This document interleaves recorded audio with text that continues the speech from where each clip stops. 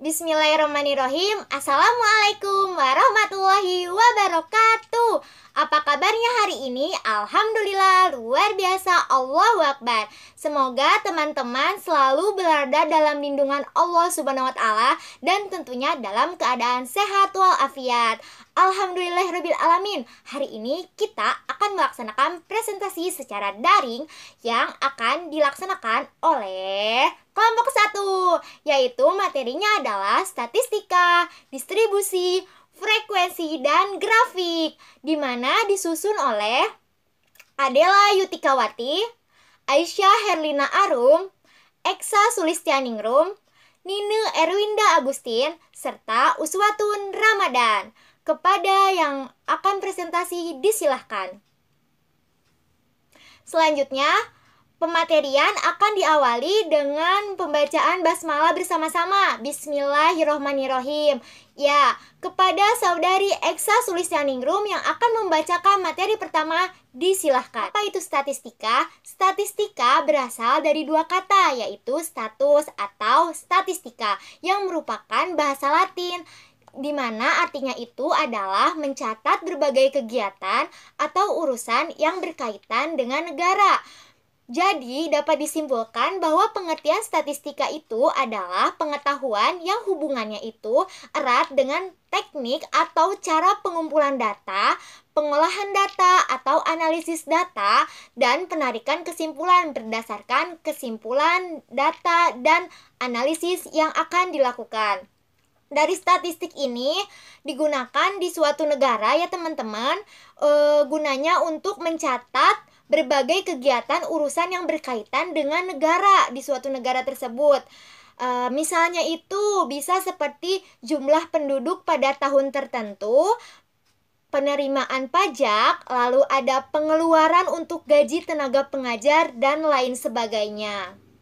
Selanjutnya adalah pengertian statistik. Apa itu statistik? Statistik adalah kumpulan data berbentuk bilangan atau bukan bilangan yang disusun dalam bentuk tabel, diagram, atau grafik yang menggambarkan suatu persoalan. Nah, di dalamnya itu menjelaskan permasalahan tertentu sesuai permasalahan yang dihadapinya. Dalam statistik ini menyatakan ukuran sebagai wakil sampel. Contohnya itu ada statistik penduduk, statistik pendidikan, statistik pertanian, statistik psikologi, maupun statistik pengukuran.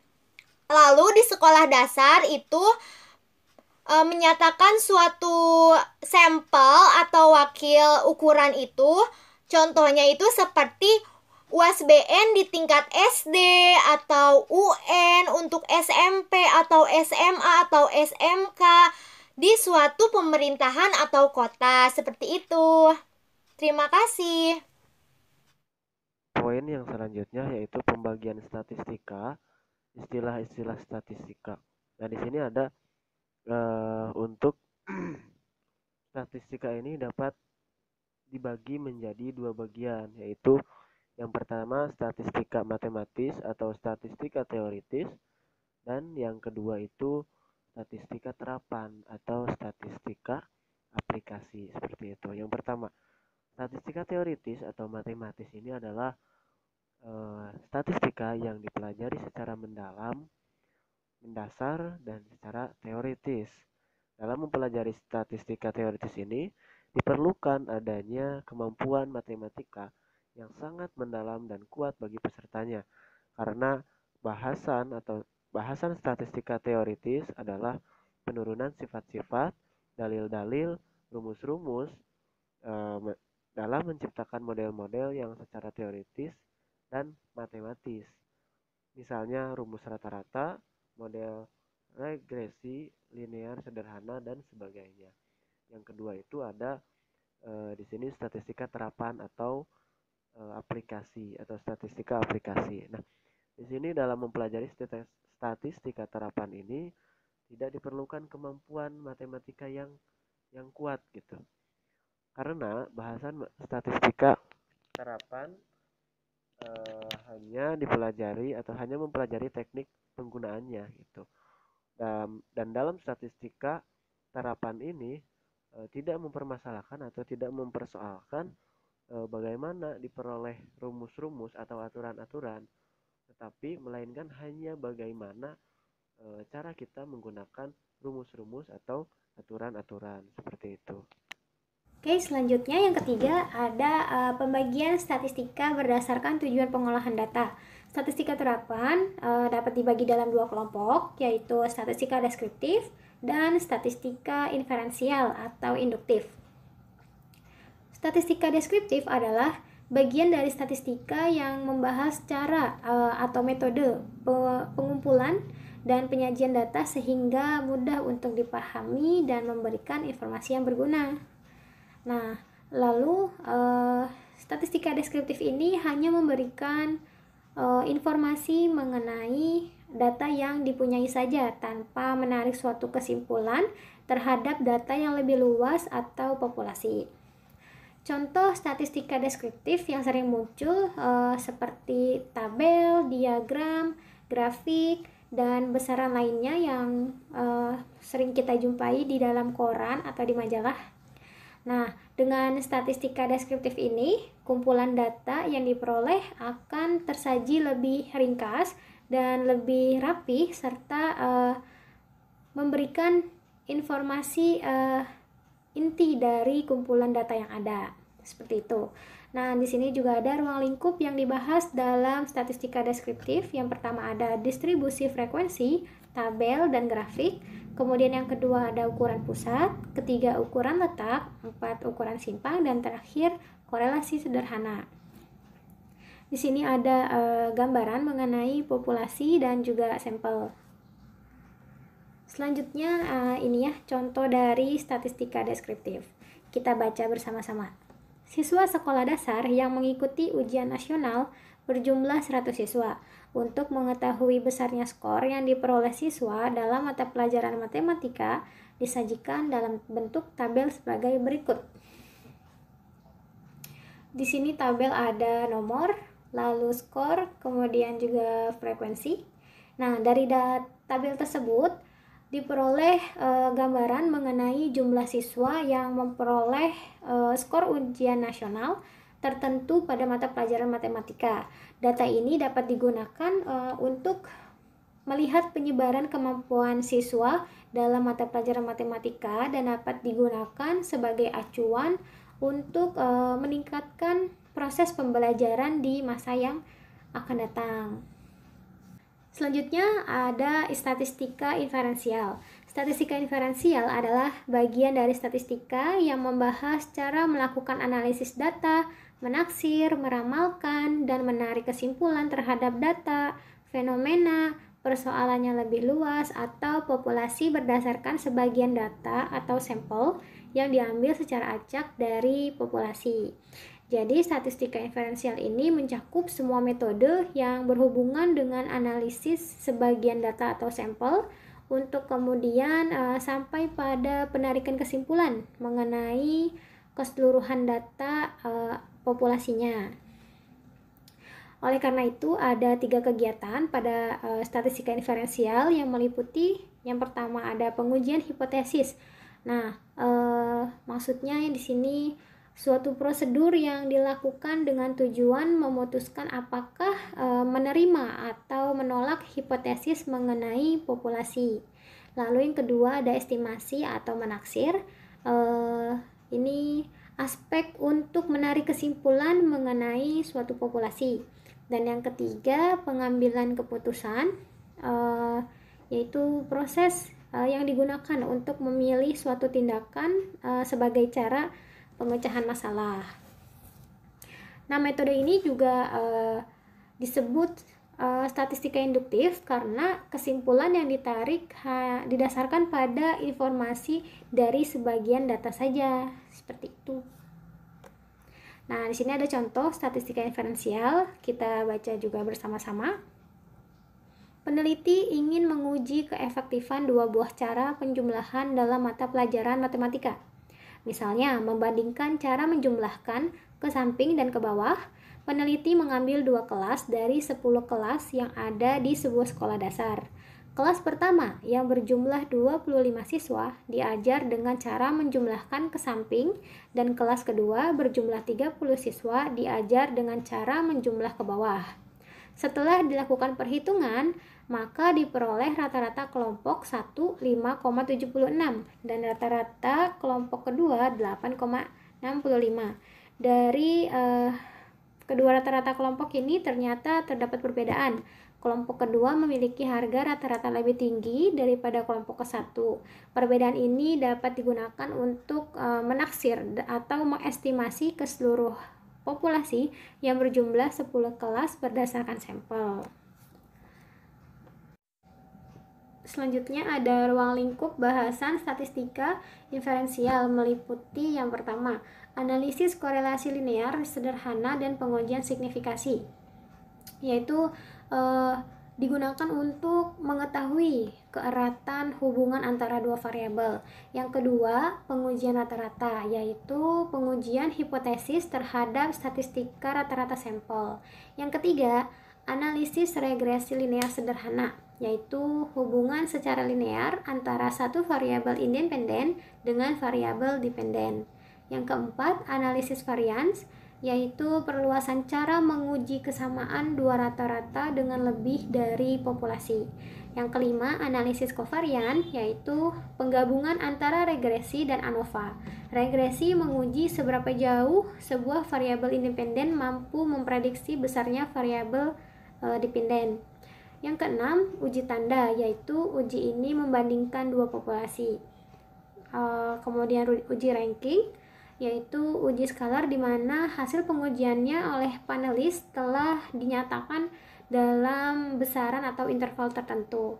Dan yang terakhir, uji median, yaitu digunakan untuk menguji kesamaan dua rata-rata dengan lebih dari populasi. Selanjutnya, pembagian statistika berdasarkan bentuk parameter atau ukurannya. Dibagi menjadi dua, yaitu statistika parametrik dan statistika non-parametrik. Statistika parametrik adalah teknik statistika yang parameter populasinya atau asumsi distribusi populasi data berdasarkan pada model distribusi normal dan memiliki variasi yang homogen. Nah, asumsi model distribusi untuk uji T tidak banyak memberikan pengaruh, kecuali jika bentuk distribusinya terlalu ekstrim. Demikian juga untuk asumsi homogenitas variasi tidak memberikan pengaruh terhadap hasil perhitungan jika kedua kelompok sama besarnya.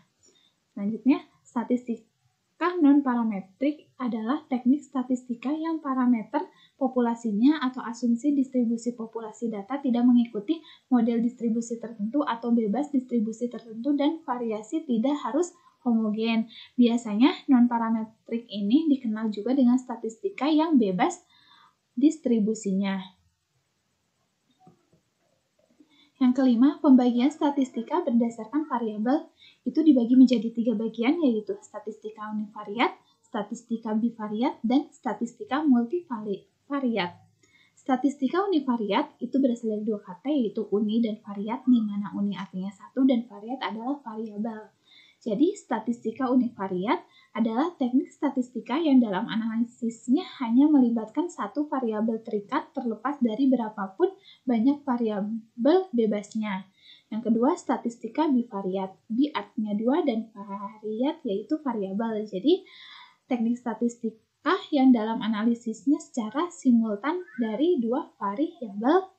Dan yang ketiga, statistika multivariat. Multi itu berarti lebih dari 2. Jadi analisisnya paling sedikit melibatkan 2 buah variabel terikat sekaligus.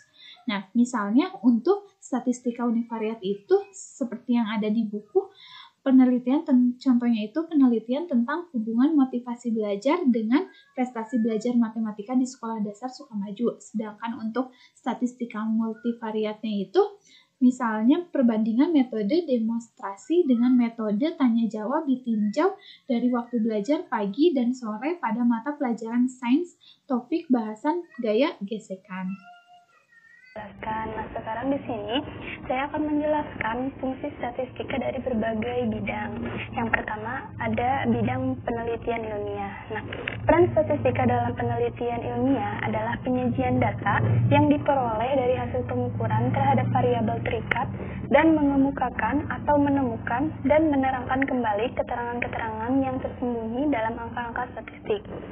Selain itu, statistika juga memiliki peranan sebagai sarana untuk melakukan analisis dan interpretasi dari data kuantitatif, sehingga diperoleh kesimpulan dari hasil penelitian ilmiah yang berupa ilmu. Nah, jadi penelitian ilmiah ini kan merupakan upaya yang sangat ketat dan hati-hati untuk menjawab pertanyaan, memeriksa ide, dan menguji teori gitu. Nah, metode-metode statistika ini dibutuhkan dalam sebuah penelitian ilmiah, kan khususnya dalam metode kuantitatif atau proses mengumpulkan informasi dalam bentuk angka atau data.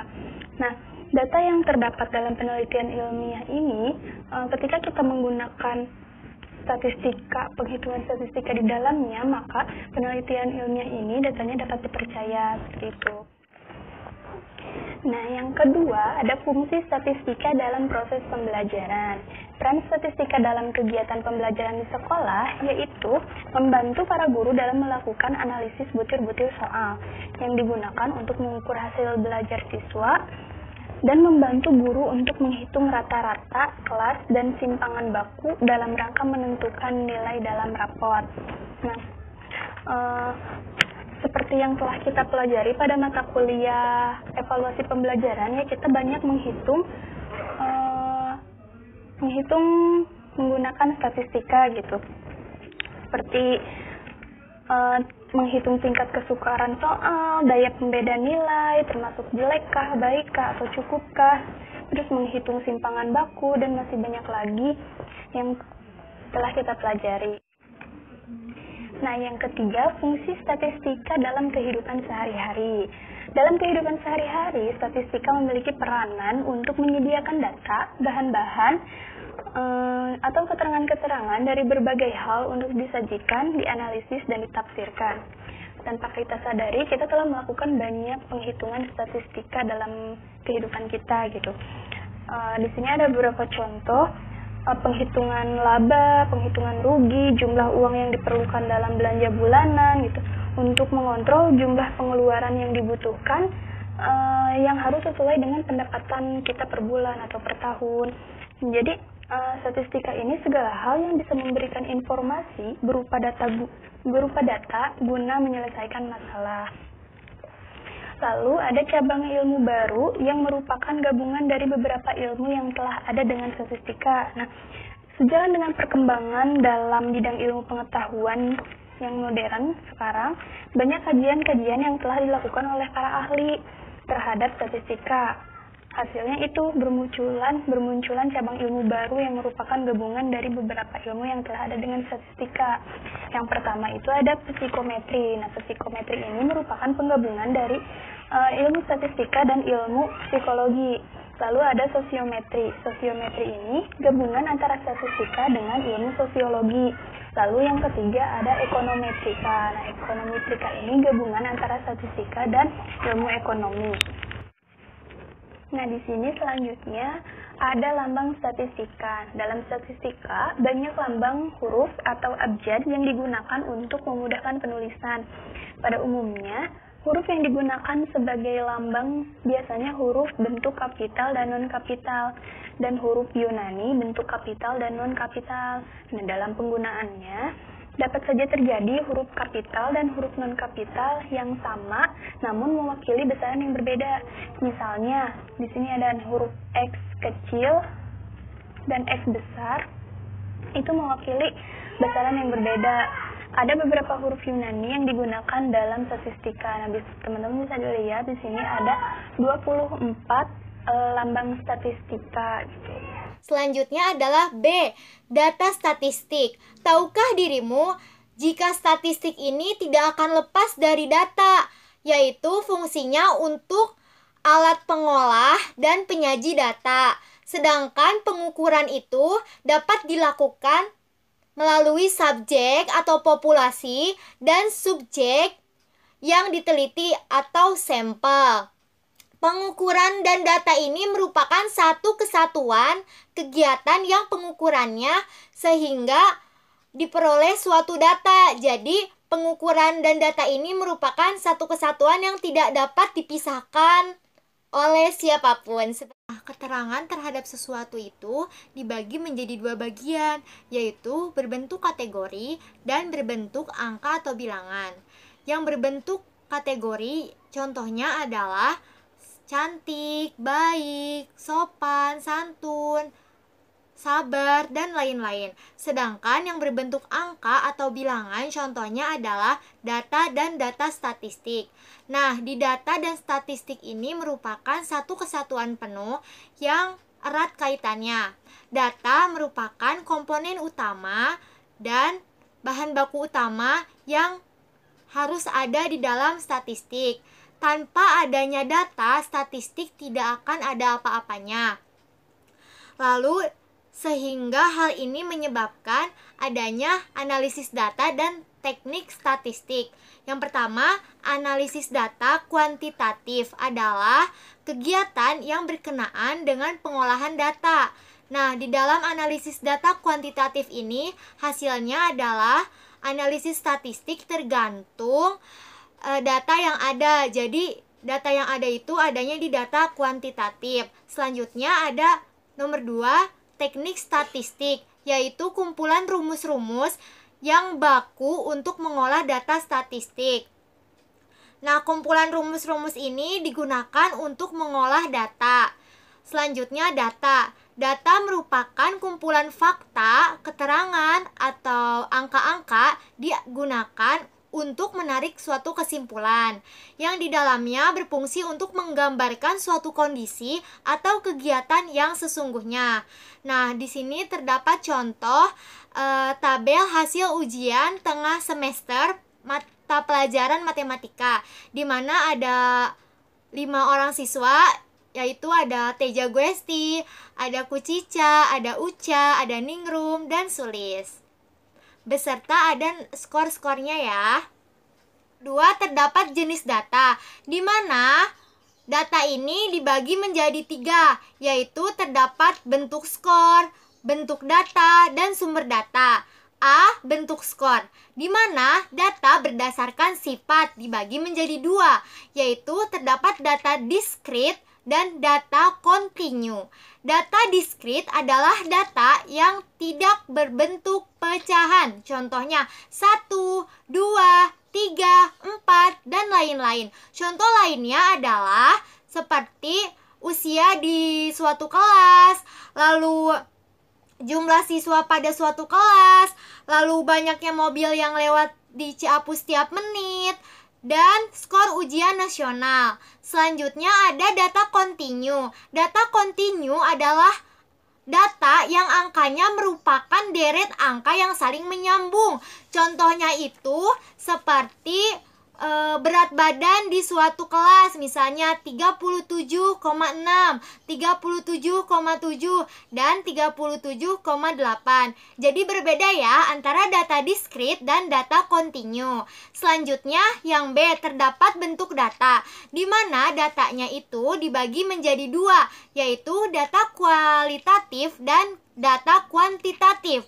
Yang A, data kualitatif adalah datanya itu berupa suatu deskripsi, yang dimana deskripsi itu bisa menjadikan suatu keterangan. Contohnya itu seperti baik, cantik, sehat, sakit, dan lain-lain. Yang B itu terdapat data kuantitatif, di mana datanya berupa angka, misalnya angka 24, 25, 26, dan lain-lain. Selanjutnya terdapat C, sumber data. Sumber data ini dibagi lagi menjadi 2 karena berdasarkan sumbernya, yaitu dibagi menjadi data intern dan data ekstern, di mana data intern adalah data yang diperoleh dari sumbernya langsung. Jadi contohnya itu seperti hasil pengetesan atau ujian terhadap siswa dalam suatu mata pelajaran, misalnya pelajaran matematika. Nah, di skor tersebut itu terdapat skornya langsung. Skornya misalnya 15, 25, 20, 24, 23, dan lain-lain. Nah, dalam skor-skor inilah yang dinamakan data intern. Jadi datanya langsung dari sumbernya seperti itu. Selanjutnya ada data ekstern, di mana data ekstern itu data yang diperolehnya dari sumber lain. Misalnya itu diadakan suatu pengetesan di suatu kelas oleh pihak luar selain guru yang mengajar. Misalnya itu di suatu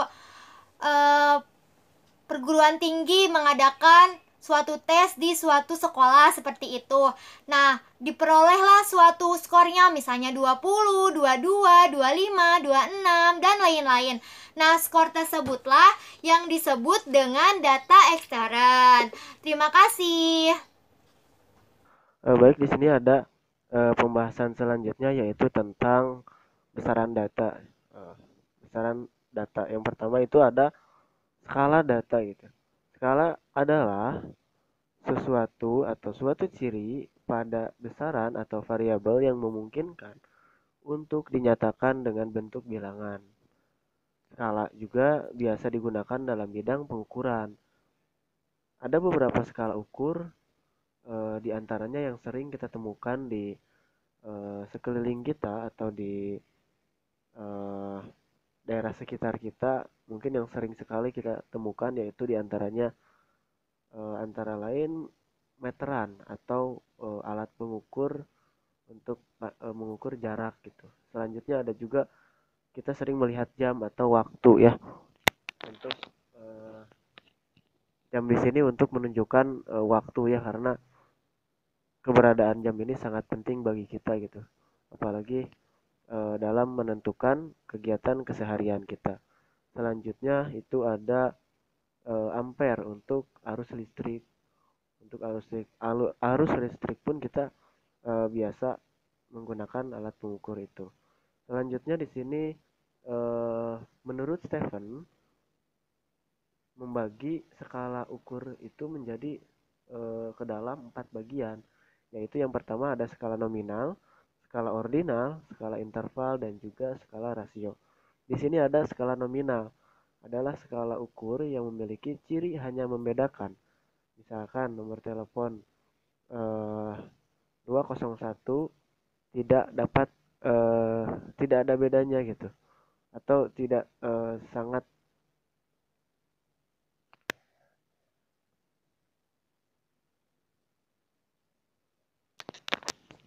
Di sini skala nominal itu kurang lebih seperti itu. Tidak membedakan satu nomor. Intinya dalam skala nominal ini tidak membedakan satu nomor atau kode dengan yang lainnya gitu. Sehingga menjadikan maknanya itu berbeda. Yang kedua, skala ordinal adalah skala data yang mempunyai ciri membedakan, juga menunjukkan adanya peringkat gitu. Misalkan juara pertama itu identik dengan angka 1 atau biasa disebut dengan juara 1 gitu kan. Yang kedua, juara kedua biasa dimisalkan dengan angka 2, dan juara ketiga diibaratkan dengan angka ketiga gitu. Selanjutnya yang ketiga itu adalah skala interval. Skala ini adalah bagaimana mempunyai ciri membedakan gitu, membedakan dan juga menunjukkan peringkat dan berjarak sama gitu. Tidak seperti skala nominal yang hanya mempunyai ciri hanya membedakan saja, sedangkan dalam skala interval ini memiliki ciri membedakan, menunjukkan peringkat dan berjarak sama. Yang terakhir itu ada skala rasio yang keempat, yaitu skala yang memiliki ciri membedakan, menunjukkan peringkat, berjarak sama, dan memiliki titik nol yang mutlak seperti itu. Ini lebih kompleks ya, atau lebih banyak memiliki ciri gitu dibanding skala nominal, skala ordinal, dan skala interval yang hanya mungkin yang di sini hanya memiliki satu ciri saja, seperti skala nominal yang hanya memiliki ciri hanya membedakan seperti itu. Selanjutnya, distribusi frekuensi dan grafik. Distribusi frekuensi adalah susunan data dalam bentuk tunggal atau kelompok menurut kelas-kelas tertentu dalam sebuah daftar. Pada statistika, semua data perlu diubah dalam bentuk bilangan atau numerik. Data yang telah dikumpulkan biasanya masih tidak teratur. Agar data mudah dibaca dan dimaknai, kita dapat menyusunnya mulai dari yang terkecil hingga yang terbesar, terbesar hingga yang terkecil, atau dalam bentuk-bentuk yang lainnya. Nah, distribusi frekuensi terbagi menjadi dua. Yang pertama itu adalah distribusi frekuensi tunggal dan distribusi frekuensi kelompok. Ada yang tahu ini tabel apa? Ya, betul. Ini adalah tabel distribusi. Tabel distribusi adalah data yang telah ditata dalam bentuk distribusi sesuai dengan frekuensinya dan dimasukkan ke dalam tabel. Selanjutnya, yang pertama itu distribusi frekuensi tunggal merupakan urutan tiap-tiap skor satuan-satuan unit dalam suatu data tertentu. Di sini saya mempunyai data hasil ujian akhir semester Bahasa Indonesia di kelas 4 sekolah dasar. Nah, data ini perlu kita susun dalam bentuk tabel distribusi frekuensi agar lebih mudah dan praktis kita baca. Nah, tabelnya itu terdiri dari number, score, tally, dan frekuensi. Skor di sini adalah dari hasil data. Tally atau turus ini adalah alat bantu agar kita tidak ceroboh dalam memasukkan data ke dalam tabel. Dan frekuensi ini adalah berapa banyak data itu muncul. Nah, jadi distribusi frekuensi adalah penyebaran skor atau data berdasarkan frekuensinya. Sekarang kita coba yuk membuat tabel distribusi tunggal dari data yang ada di PowerPoint ini. Bisa kalian tulis ya di buku masing-masing dan kita kerjakan bersama-sama. Nah, jadi data yang udah kita dapat itu kita susun dan urutkan dari skor yang terkecil hingga skor yang terbesar. Setelah itu kita masukkan ke dalam tabelnya. Nah, di sini skor 2 itu ada sebanyak 3 kali. Kita masukkan ke tabel frekuensinya ke sini dan seterusnya hingga skor 10. Kedua, distribusi frekuensi kelompok. Distribusi frekuensi kelompok digunakan untuk data yang banyak jumlahnya, karena data tidak lagi setiap skor tetapi dikelompokkan pada interval tertentu. Di sini, ada data hasil ujian mata kuliah statistika diperoleh skor sebagai berikut. Sebelum mengerjakan tabel distribusi frekuensi kelompok, kita harus mengetahui dulu langkah-langkahnya. Langkah-langkah untuk membuat sekelompok data menjadi distribusi frekuensi kelompok ada pada buku statistika di halaman 21. Nah, yang A itu mengurutkan data dari yang terkecil ke yang terbesar, B menentukan rentang atau jarak data antara yang tertinggi dan terendah, C menentukan jumlah kelas interval dengan rumus Tragus, yang rumusnya itu K sama dengan 1 ditambah 3,3 log N. K itu yaitu jumlah kelas interval, N adalah jumlah data. D menentukan panjang kelas interval, E menentukan skor kelas interval pertama dengan memiliki skor terendah atau sekitar skor terendah. Jika yang dipakai bukan skor terendah, maka skor tertinggi harus masuk pada kelas interval tertinggi dan sesuai dengan jumlah kelas interval yang ditetapkan. F menentukan batas bawah kelas interval. Batas kelas interval terletak di antara dua buah batas kelas interval. Batas bawah kelas interval atas berimpit dengan batas atas kelas interval atas.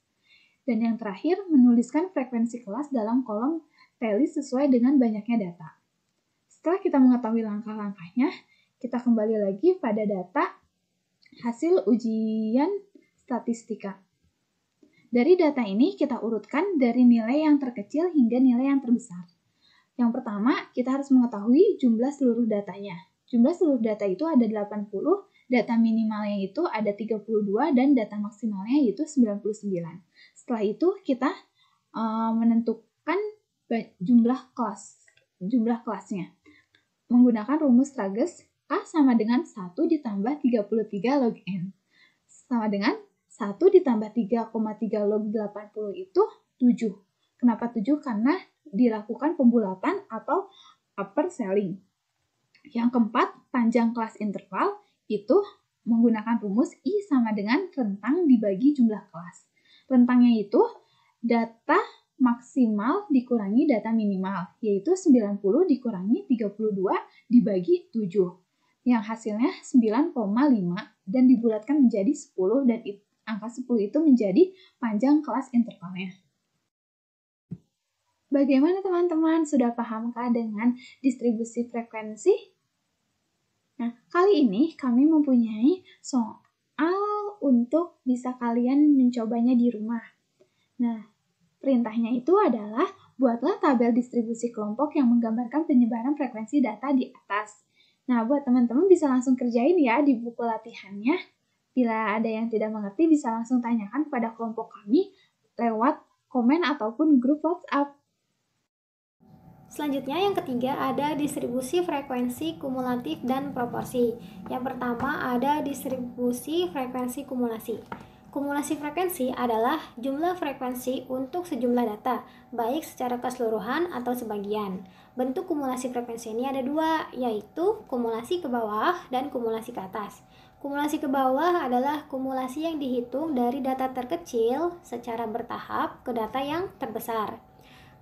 Lalu kumulasi ke atas adalah kumulasi yang dihitung dari data terbesar secara bertahap ke data yang lebih kecil. Sekarang kita lihat tabel. Nah, di sini sudah ada tabelnya, distribusi kumulasi ke bawah dan ke atas. Kita bisa lihat di sini ada data, kemudian frekuensi, kumulasi bawah atau kum bawah, kumulasi atas atau kum atas. Anggap teman-teman belum tahu nih angka-angka dari kumulasi bawah dan kumulasi atas, karena kita akan cari tahu bersama-sama bagaimana menghitung kumulasi bawah dan kumulasi atasnya. Oke, kita mulai dari kumulasi bawah ya.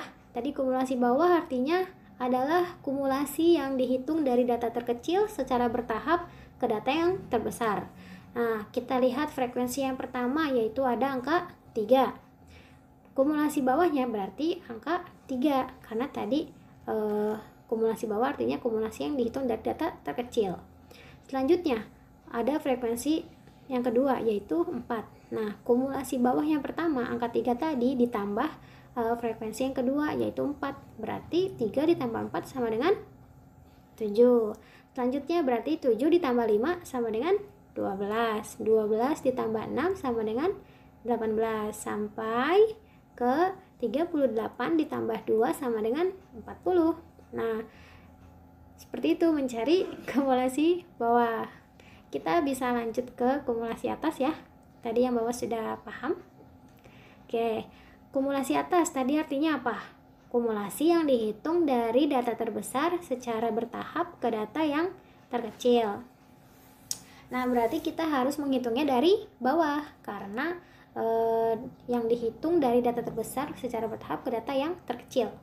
Berapa frekuensi yang paling bawahnya? 2. Berarti kumulasi atasnya 2. Kita lanjut. Sama seperti tadi yang kumulasi bawah ya, hanya saja kita sekarang ke atas. Berarti 2 ditambah 4 sama dengan 6.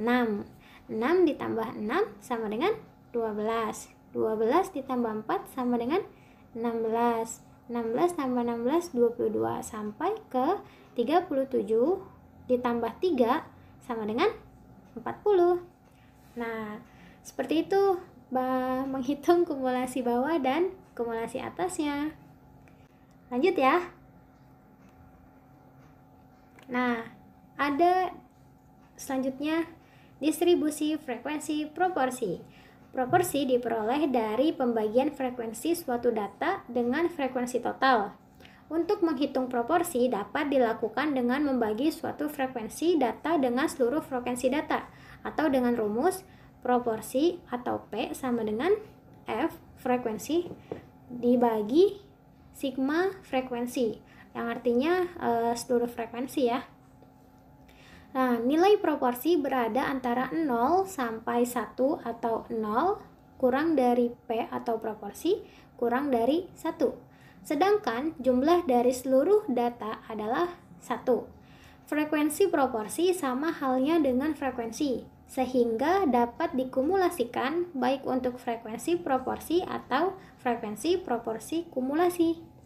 Kita langsung lihat ke tabelnya untuk lebih lanjut. Oke, di sini juga sudah ada lagi tabel distribusi frekuensi proporsi. Terdapat data frekuensi proporsi P dan proporsi dalam persen.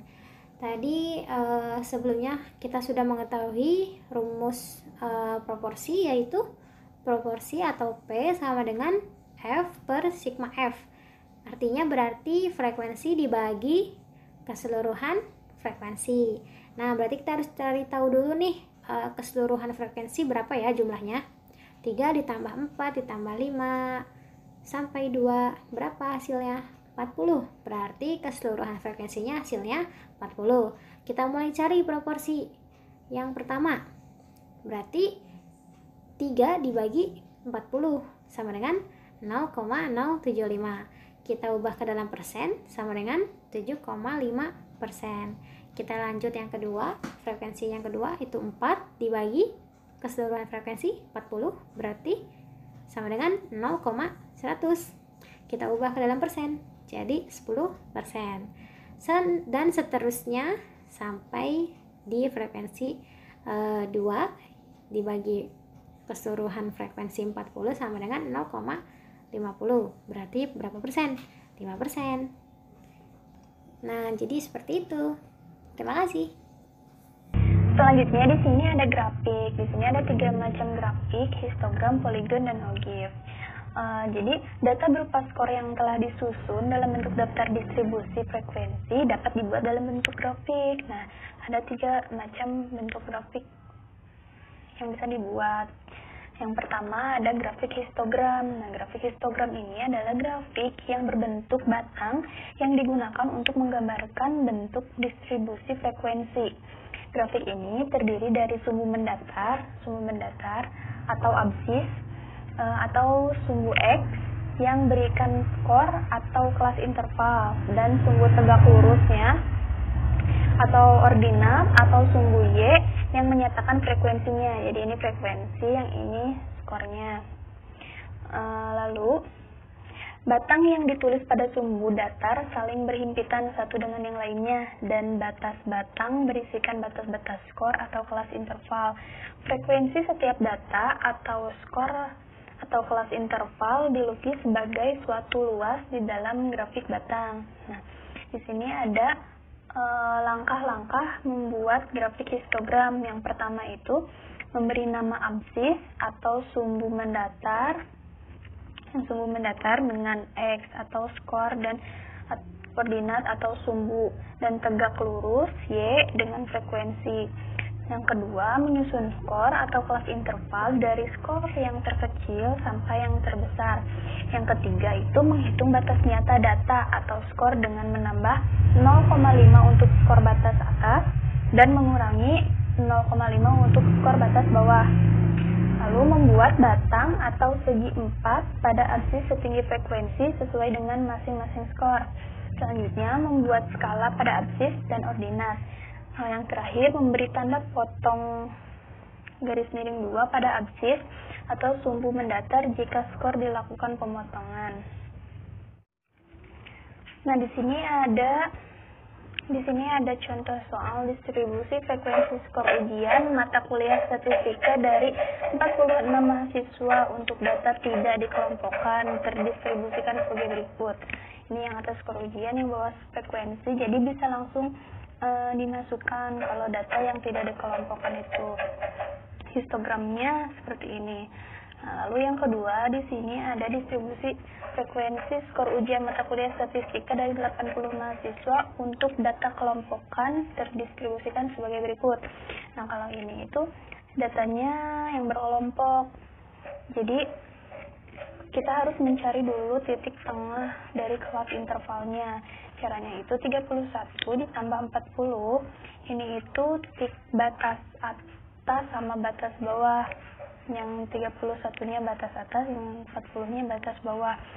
31 ditambah 40 sama dengan 71 dibagi 2. Hasilnya jadi titik tengahnya 35,5.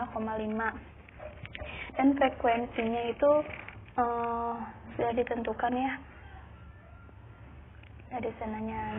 Nah, bentuk grafiknya seperti ini, histogram frekuensi skor yang dikelompokkan. Jadi yang bawahnya, yang skornya itu diambil nilai tengah dari tabel yang tadi, titik tengah dari tabel yang tadi.